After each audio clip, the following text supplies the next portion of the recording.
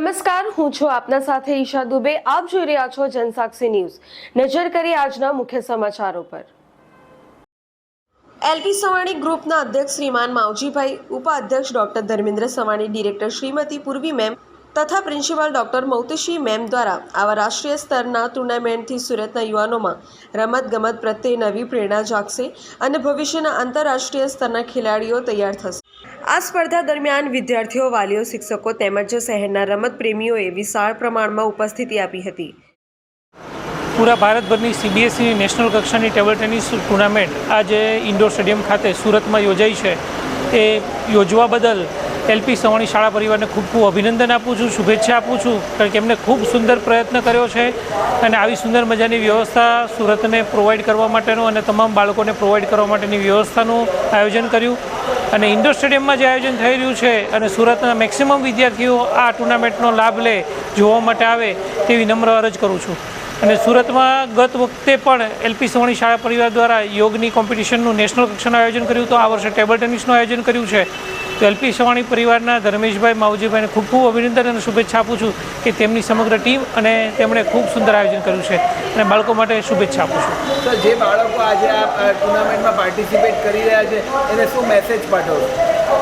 તમામ વિદ્યાર્થીઓને ખૂબ ખૂબ શુભેચ્છા આપું છું। 1500 કરતાં પણ વધુ વિદ્યાર્થીઓ આજ રોજ ટુર્નામેન્ટમાં ભાગ લીધો છે।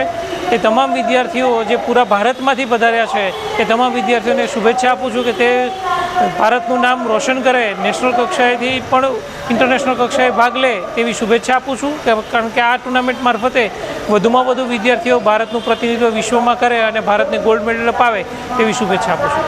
देखिए, ये डिफरेंट जो नेशनल चैंपियनशिप होती है उसमें पूरे इंडिया के लोग और गल्फ की जो सीबीएसई स्कूल्स हैं वो पार्टिसिपेट करते हैं और इसका उद्देश्य क्या होता है कि ये हमारे जो ओलंपिक इवेंट्स होते हैं, एशियन गेम्स होते हैं या कॉमनवेल्थ गेम्स होते हैं, उसके लिए ये प्लेटफॉर्म है, क्योंकि हमारे सारे बच्चे जो होनहार बच्चे हैं सीबीएसई बोर्ड को रिप्रेजेंट करते हैं एजुकेशन के अंदर, और ये एक वो प्लेटफॉर्म है जो आज आप इंडिया टीम को देख रहे हैं, चाहे वो मानव ठक्कर है, हरमीत देसाई है और मानु शाह, ये जो गुजरात के प्लेयर हैं तीनों ही इंडिया टीम को रिप्रेजेंट कर रहे हैं। अभी चाइना के अंदर इस मैच चल रही है, उसमें मानव और मानुष ने क्वार्टर फाइनल में 5th पोजीशन अटेंड की है।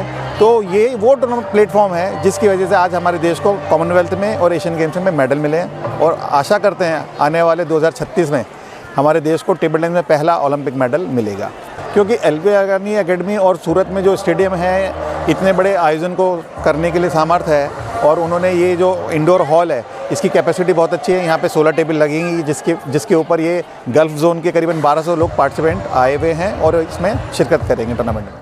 આ બધી ગેમ્સમાં બધા છોકરાઓ છે એને કંઈક ને કંઈક પહોંચવાનું એમ હોય છે।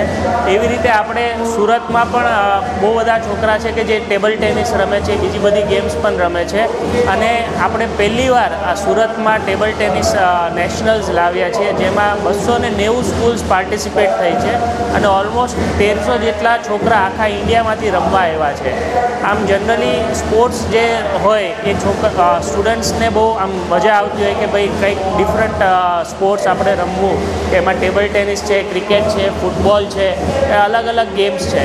તો આપણે ગયા વખતે આપણે યોગાનું નેશનલ્સ આપણી સ્કૂલમાંથી ઓર્ગેનાઇઝ કર્યું હતું, એવી રીતે આ વખતે આપણે ટેબલ ટેનિસનું ટુર્નામેન્ટ ઓર્ગેનાઇઝ કર્યું છે। આ ટોટલ 4 દિવસની ટુર્નામેન્ટ છે, એમાં દર રોજે અલગ અલગ એના ગેમ્સ રમાશે ડિફરન્ટ કેટેગરીઝમાં। અંડર 14 છે, અંડર 17 છે, અંડર 19 છે, એટલે એ રીતે અલગ અલગ સ્ટુડન્ટ્સ છે બધા રમશે અને એની રૂલ્સ રેગ્યુલેશન્સ પ્રમાણે લાસ્ટ ડેના ફાઇનલ્સ થશે। પ્રતિક ડોલી, જનસાક્ષી ન્યૂઝ, સુરત।